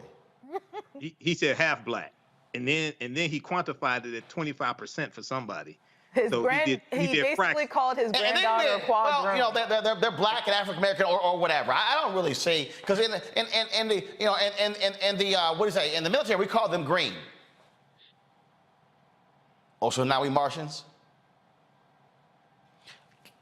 Seriously, these people. This is why I had a woman came up to me today, Kelly, at the Convention Center, and she's like, Roland, I've been supporting you for the longest. It was the oldest. I said, you know, but she said, but you cuss too much. See, this story right here, this story right here. Sister told me she gave money. Her son watched it. She said, I can't watch you as much, Roland. I said, first of all, we don't cuss every day. But this story right here is precisely why we got to cuss people out on this show, Kelly. Right here. I mean, sometimes you just don't have any other language other than profanity. And this is one of those times. I mean, it is said that with the human brain, the more you know and the more intelligent you are, the wrinklier it gets. You get the ridges and stuff in the brain like you see in pictures. Only say what came out of his mouth regarding his wife, his daughter, and his grandchild, but also the conclusions that he drew from wearing a mask to abortions. Like, you can't make that make sense, because it doesn't. The levels of stupidity and ignorance in that clip is astounding. And sadly hilarious, which is why it's hard for me to breathe at the moment, because I'm holding in laughter. But Michael, these are folk who are running for public office. These are people who are going to be voting on legislation that impacts us. I'm trying to tell people how serious this is. This is the type of people, that we have in the state legislature here in Michigan, and these are the type of Republicans that you have in state legislatures, especially all throughout the South, okay?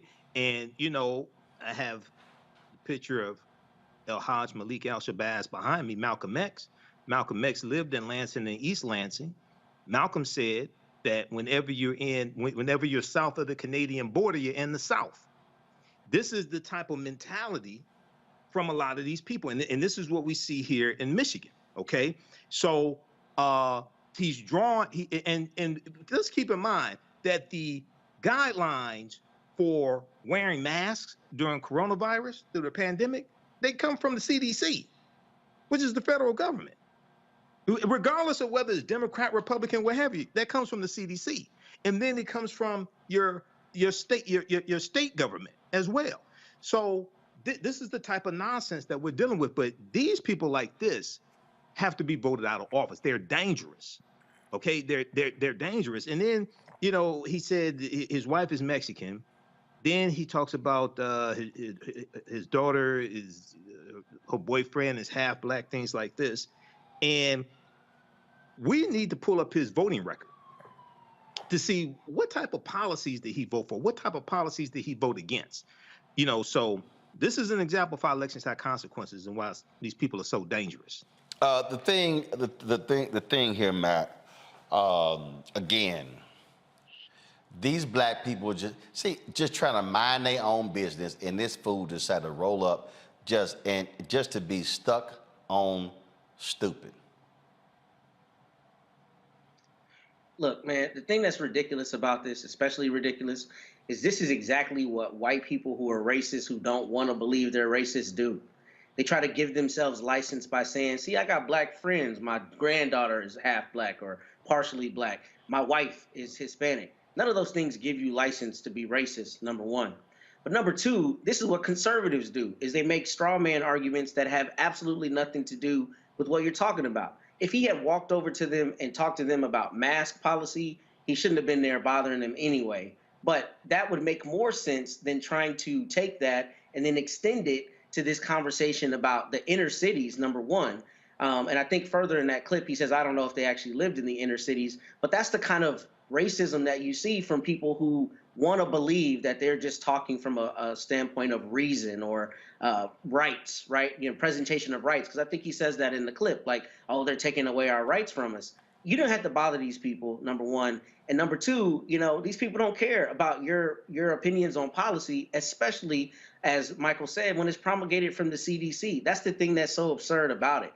Conservatives like to vacillate and go back and forth between, you know, we're the government and you should trust us and listen to us, and you can't trust the government at all, depending on what's advantageous to their position. And that's what's absurd about this, is let these people eat, don't bother them, and go ahead and let them, you know, enjoy their lives, and don't bother them with your racism that you try to veil as being, you know, respectful. This is real simple. Why y'all wearing masks? Because I ain't got to smell Piggy Pink. I ain't got to smell BS coming from Piggy Pink. Yeah, that's why I'm wearing a mask. All right, y'all. Gotta go to a break. When we come back, we'll talk to a sister who's running against a Republican in Congress in Florida. Plus, we have our Education Matters segment as well. And so stick around for that. Don't forget, download the Black Star Network app, y'all. Available on all platforms. Apple phone, Android phone, Apple TV, Android TV, Roku, Amazon Fire TV, Xbox One, Samsung Smart TV. And of course, you can join our Bring the Fuck fan club. Your dollars make it possible for us to do what we do. Our goal is to get 2,000 fans this month, contributing a minimum of $50. Of course, over the course of a year, it's $4.19 a month, 13 cents a day, folks. So your dollars truly are important for us to do what we do.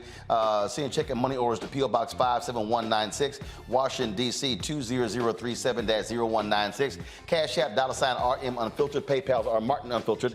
Venmo is RM Unfiltered. Zelle is Roland at RolandSMartin.com. Roland at RolandMartinUnfiltered.com. Also, get a copy of the book, White Fear, How the Browning of America is Making White Folks Lose Their Minds. Available at Ben Bella Books, Amazon, Barnes & Noble, IndieBound, Bookshop, Chapters, Books A Million, Target, or your favorite black bookstore. You can also download it on Audible. And also, y'all, we should be at 1,000 likes on YouTube. What's going on? Okay, all y'all watching right now, click the like button. It's real easy. So when I get back from this break, I should not be seeing 609 likes. I should be seeing 1K likes. So hit the damn button. It's free. What the hell is wrong with y'all? Back in a moment. When we invest in ourselves, we're investing in what's next for all of us. Growing, creating, making moves that move us all forward. Together, we are Black beyond measure. I've always said this, rather than to continue to fight for a fair piece of the pie and the equal slice of the pie, I want my hand on the knife that cuts the pie. And to that extent, who bakes the pie and who puts it in? And that's one of the things that got me involved in going into politics in the first instance. I'm tired of people making decisions for me. Right. And mine. I want to be a part of that decision-making process. And luckily, it has paid off in terms of seeing the progress that many people in America have made, particularly people of color. One thing bothers me now that we seem to be losing that. Right. By saying that we've got to be more concerned with other people than those people who were here. We built America.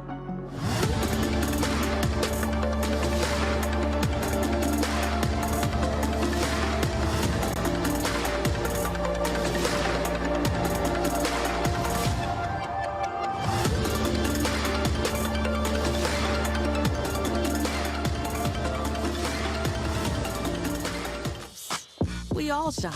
Together, we are Black beyond measure. Hatred on the streets, a horrific scene, a white nationalist rally that descended into deadly violence. White people are losing their damn minds. As an angry pro-Trump mob storms the U.S. Capitol, we've seen shootings. We're about to see the rise of what I call white minority resistance. We have seen white folks in this country who simply cannot tolerate black folks voting. I think what we're seeing is the inevitable result of violent denial. This is part of American history. Every time that people of color have made progress, whether real or symbolic, there has been what Carol Anderson at Emory University calls white rage as a backlash. This is the rise of the Proud Boys and the Boogaloo Boys. America, there's going to be more of this. Here's all the Proud Boys, guys. This country is getting increasingly racist in its behaviors and its attitudes because of the fear of white people. The fear that they're taking our jobs, they're taking our resources, they're taking our women. This is white fear.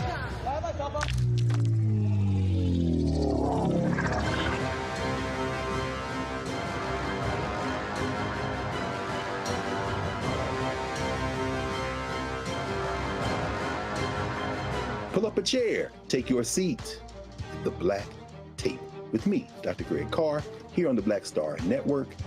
Every week, we'll take a deeper dive into the world we're living in. Join the conversation only on the Black Star Network. Hi, I'm Gavin Houston. Hi, I'm Carl Payne. Hey, what's up, y'all? It's your boy Jacob Lattimore, and you're now watching Roland Martin right now.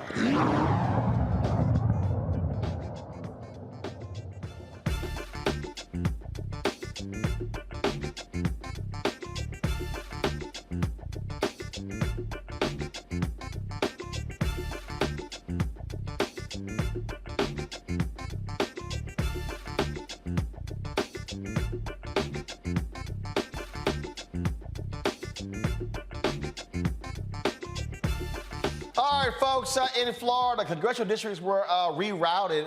Ron DeSantis wanted to gut the black districts, and District 26 was one of those that was seriously restructured.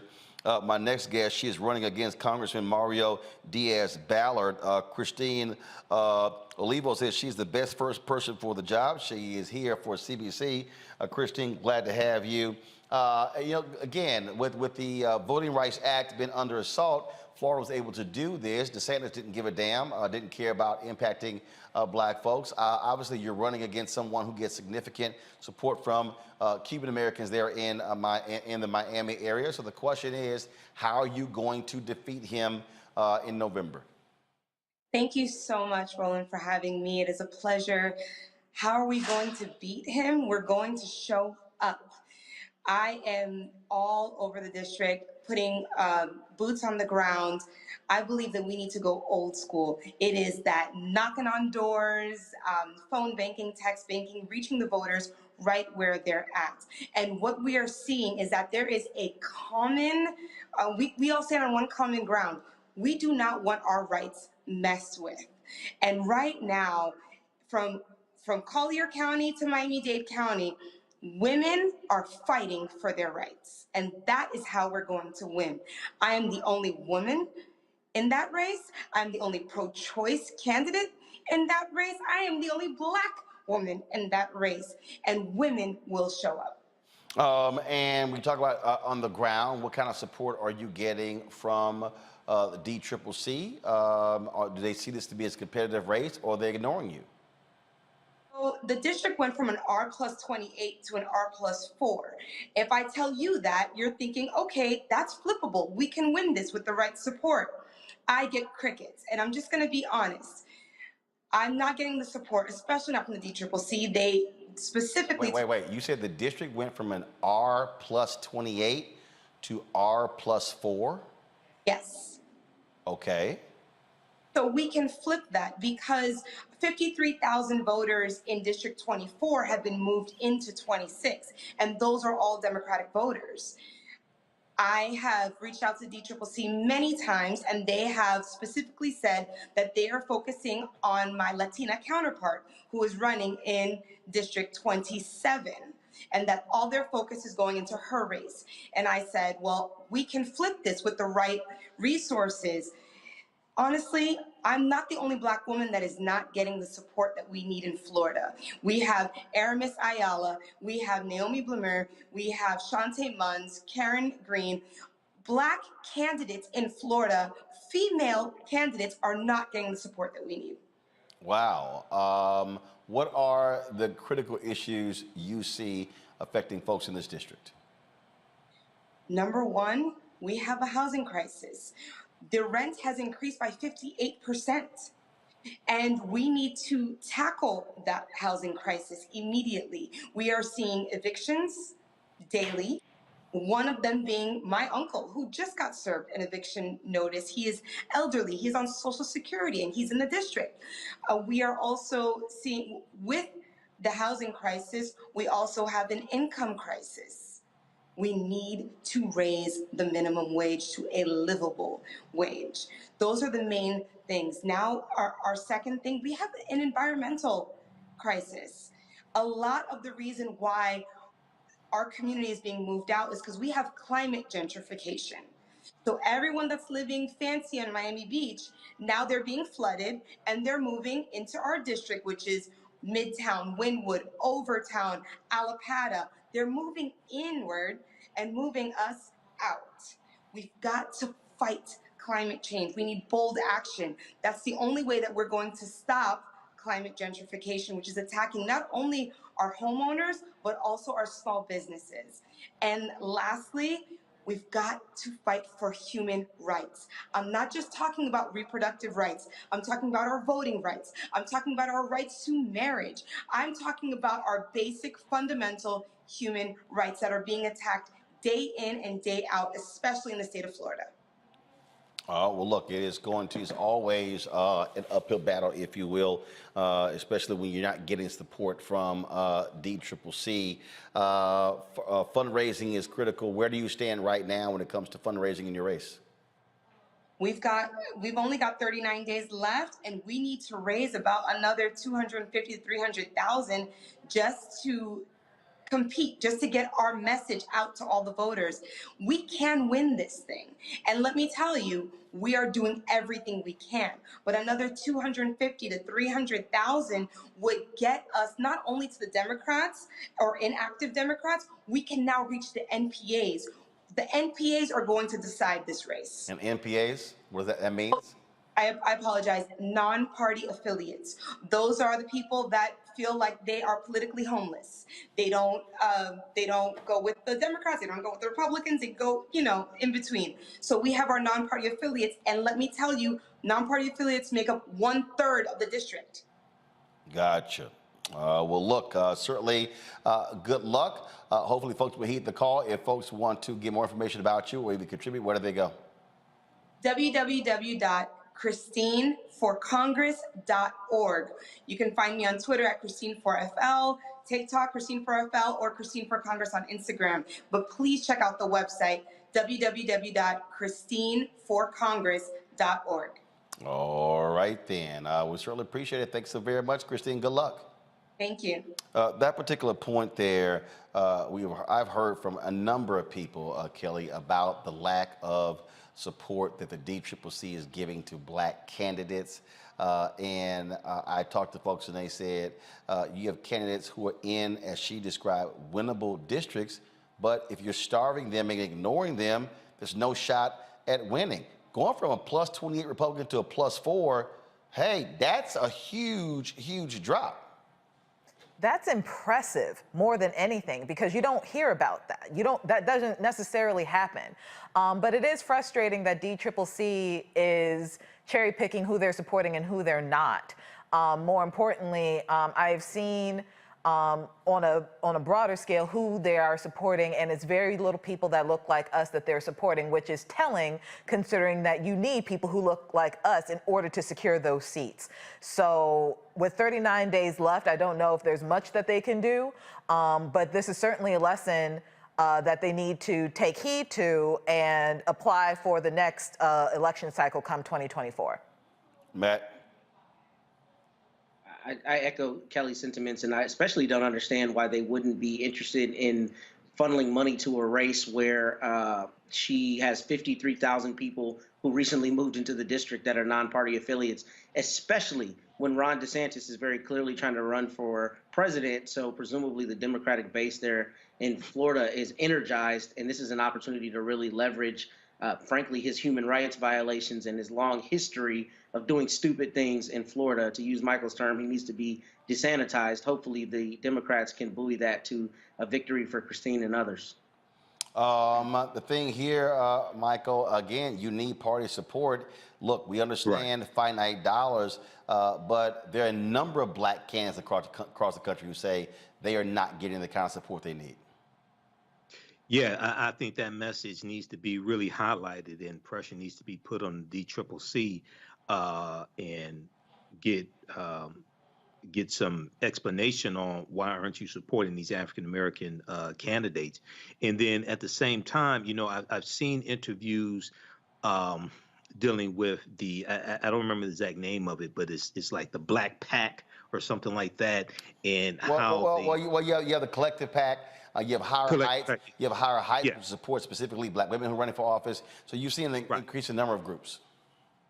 Right, exactly. So I've seen different interviews with different groups like that also. So at the same time that we put pressure on the DCCC, we also have to support groups like that funnel money to African American candidates as well. We need both of them, but the DCCC needs to be called out on this. And hopefully, I know you all are discussing this at the Congressional Black Caucus Legislative Weekend as well. So I look forward to some of those conversations next week when you air some of those interviews that you're doing, Roland. All right, hold tight for 1 second. We got to come back. We're going to have our Education Matters segment. More on Roland Martin Unfiltered, folks. We'll be right back.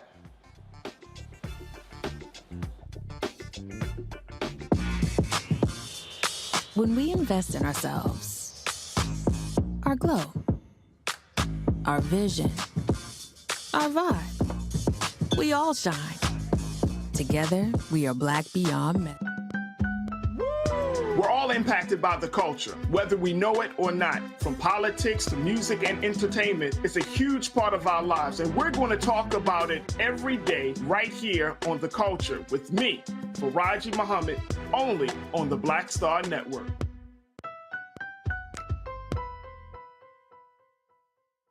When we invest in ourselves, we all shine. Together, we are Black Beyond Measure. Yo, what's up? This your boy Ice Cube. What's up? I'm Lance Gross, and you're watching Roland Martin Unfiltered.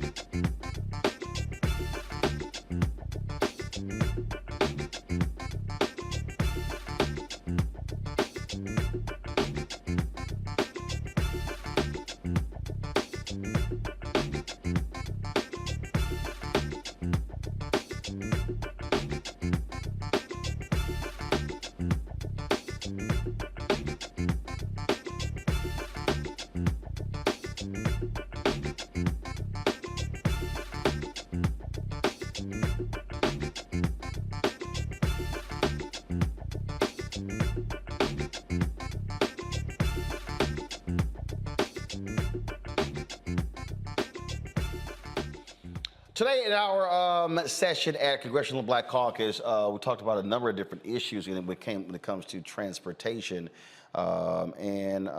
This actually was a question that dealt with the issue of the dearth of black airline pilots. Check this out.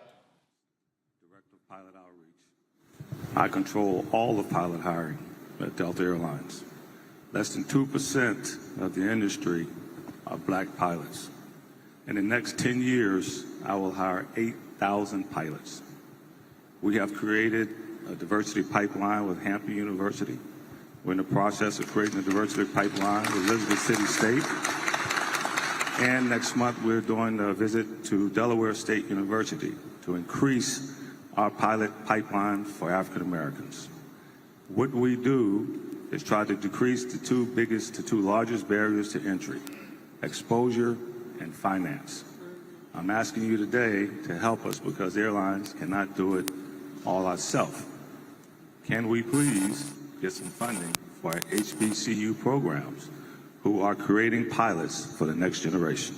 You ought to call Florida Memorial because they're actually creating a Black Pilot Initiative as we speak. Barrington was one of the first graduates in that area. Okay?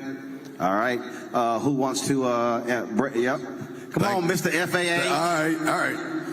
Eric, thank you. And I'm glad that you raised that issue in terms of the larger workforce issue. And I will say that I was down at Delta Airlines this week, and we spoke quite extensively about the challenge as we're going forward.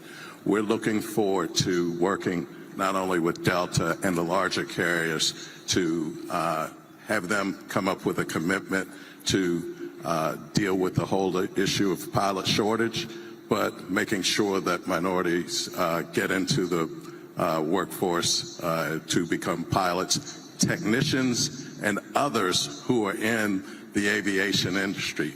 Aviation industry jobs pay very, very well, and I want to make sure that as I'm going forward to work to increase what we already have a budget for, roughly about $10 million, to deal with the whole issue of developing a stronger pipeline to get young minority students into the aviation industry.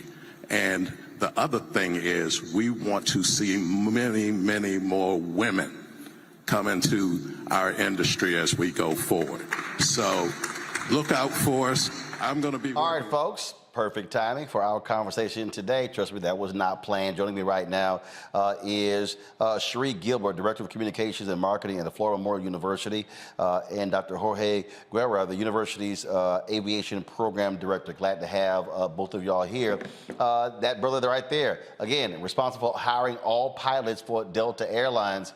And so the program that you're starting, I mentioned the young brother, the Barrington. I gave the first commencement address I gave was actually at Florida Memorial. It was in the graduating class.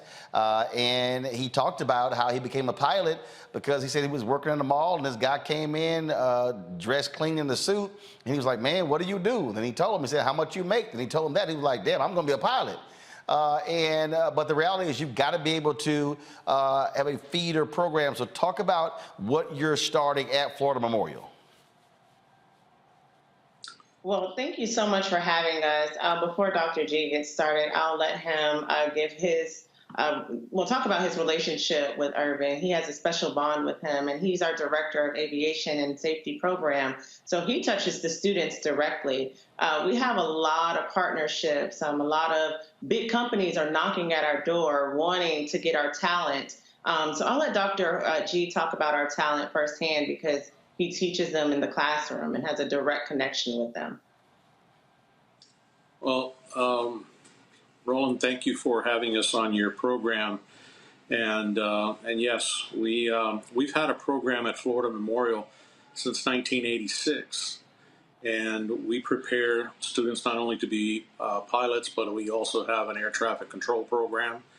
And we have an aviation management program that we prepare students for the industry. Barrington is one of our graduates, our alum, and we're very proud of everything that he's accomplished.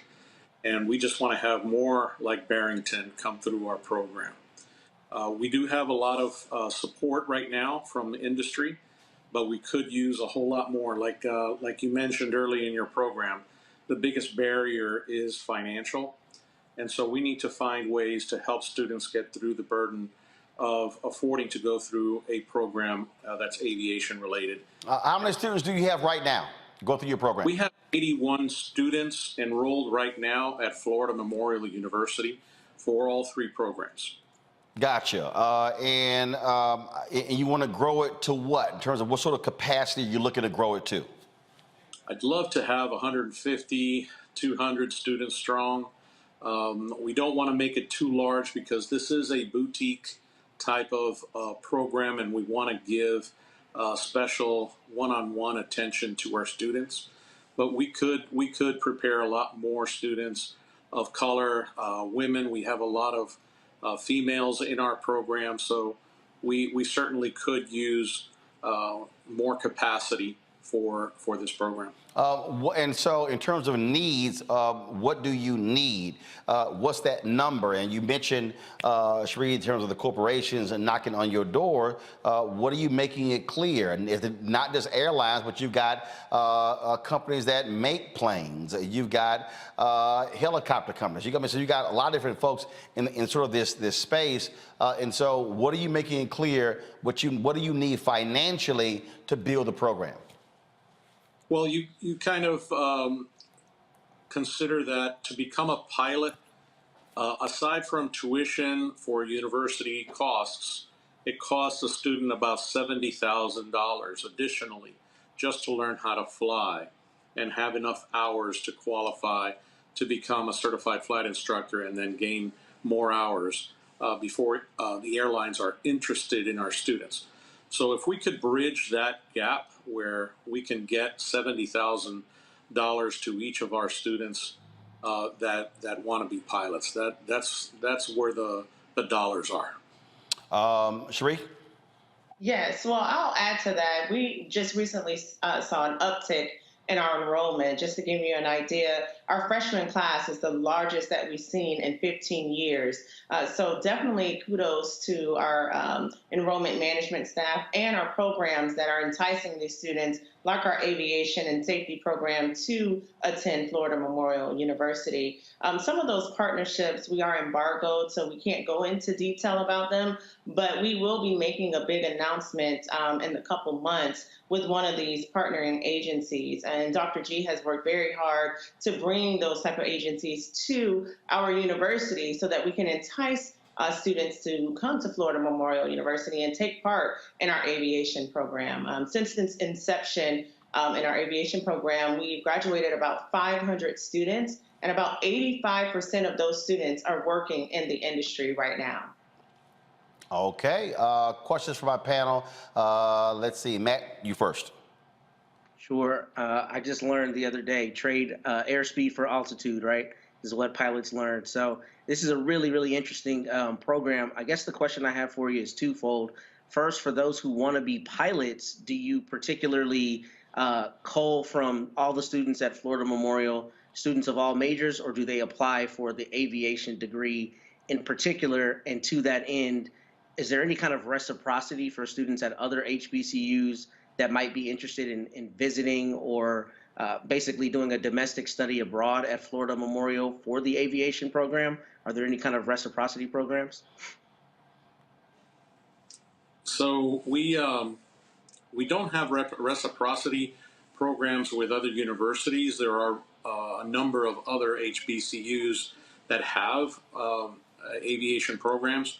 We do draw from all over the country, and we draw a lot of students from the Caribbean since we're located in Miami. But we have students from all over the country, but mainly they're Florida students. Kelly. Sure. So for students who are interested in becoming a pilot, obviously you need take courses as a student of the university. Are there courses that are best suited for those who are interested in pursuing this career, or is it something that once you are in this program, you are pretty much kind of enveloped in whatever you need to pursue this career? So the program is designed to prepare people to be pilots, right? So from the very first semester, students are taking their general education courses like any other university. But right off the bat, we put the aviation students in private pilot ground. And this is a course that teaches them on the ground before they get into an airplane all the different aspects of becoming a pilot, a private pilot. And so our students from the very first semester are encouraged to take that course. They're also encouraged to take Introduction to Aerodynamics and History of Aviation. So right from the very first semester, our students are already engaged in this industry. Michael. Hey, this is a great program, and I was going to ask for high school students, because I was in a pre-engineering program in middle school. For high school students, what are some courses that you recommend high school students to take who say, hey, I want to be a pilot, I want to attend Florida Memorial University? Right. So what I would recommend is for those students, if they can go to a magnet school, there's several magnet schools here locally in Miami and in Broward County that have aviation as a theme. If a student's interested, they can go to these schools and they can take dual enrollment courses, Introduction to Aerodynamics, the Private Pilot Ground School. All those courses are available to high school students. All right, thank you. Yeah. All right. Anything else that you want to share with our audience? I would like to add, Dr. G, that we didn't mention that the Opa-locka Airport is right next to our campus. So students are really getting a hands-on experience, and they go over and they're able to fly planes and work directly with the individuals who are staffed and employed at the Opa-locka Airport, which is right across from our campus. Yeah, we have a great partnership with the Opa-locka Airport. They do hire a lot of our students, particularly our aviation management students. There's 3 fixed-based operators at Opa-locka, and all of them are partnered with us, and they all come to us on a regular basis, providing internships and full-time employment to our students and our graduates. So we have a great opportunity there for our students to get into the industry. All right, then. Well, look, we certainly appreciate both of you joining the show. And if folks want to get more information on the aviation program at Florida Memorial, where did they go? FMUNIV.edu. We have a new revamped site, so it's user-friendly. Slow that down. Give it again. Sure, FMUNIV.edu. All right, then. We appreciate it. Thanks so much. Thank you for having us. All right. Folks, a few moments ago, I got a text message that a conservative radio talk show host who also has a show on Fox News, Mark Levin, I'm quite sure how to pronounce his name. So apparently he's on his radio show and he's been ranting and raving like a lunatic for the last couple of hours with the panel that we did today at the Congressional Black Caucus that I moderated, and Maya Wiley was on. So apparently Mark has been blasting Maya and been blasting me. And so then I just got this text here, which I'm really laughing about. He says, yeah, you would never invite him to your program. He was screaming and saying, yeah, Roland Martin is a member of the Democratic Party and a leftist. He won't invite me. Come right here. Mark, let me go ahead and put, because you probably call Harry Belafonte a socialist. Mark Levin, you actually think I'm scared to debate you? So Mark Levin, take this as your official invite to come on Roland Martin Unfiltered. Take your pick, Mark. You want 30 minutes? You want an hour? Or you want 2 hours? Matter of fact, Mark, I own it. We can go 3 hours. Any day, anytime. Now, Mark, invite me on your show, your radio show, or your Fox News show. That's the invite. See, Mark, if you sometimes ask for an ass whipping, you'll receive it. So let's see now, Mark, whether you got the guts to say yes. And Mark, I don't need backup. Won't be anybody else. You and me. And Mark, you want to do it in person? We'll do it in person. Because I own the damn cameras. So you let me know when you want to have this conversation, Mark Levin. Your move. All right, y'all, that's it for us. Kelly, Michael, Matt, I don't know why these folk want to try me. I don't know why they want to try me. I ain't the one. I ain't no Sigma. I'm not an Omega. I ain't no Kappa or an Iota. Here we go. They don't want no part of this alpha man. None. And it's a trip because I got one of my Twitter followers, he's been tweeting Mark for a year about why he's scared to debate me. Say, bruh, hashtag bring your ass. All right, Matt, Michael, Kelly, thanks a bunch. That's it. Folks, if y'all missed all of our CBC Foundation coverage, go to the Black Star Network app, go to our YouTube channel. You can check it all out. We've got more things happening this weekend, so we'll have more stuff for y'all on Monday. So thank you so very much. Don't forget, download the Black Star Network app, Apple phone, Android phone, Apple TV, Android TV, Roku, Amazon Fire TV, Xbox One, Samsung Smart TV, and of course, you can also support us financially by joining our Bring the Funk fan club. Send your checking money orders to P.O. Box 57196, Washington, D.C. 20037-0196. Cash App, $RM Unfiltered. PayPal, R Martin Unfiltered. Venmo is RM Unfiltered. Zelle is Roland at RolandSMartin.com. Roland at RolandMartinUnfiltered.com. Folks, that's it. I appreciate it. I will see y'all on Monday right here on Roland Martin Unfiltered. You know, the show where ain't nobody scared of Mark Levin. Holla!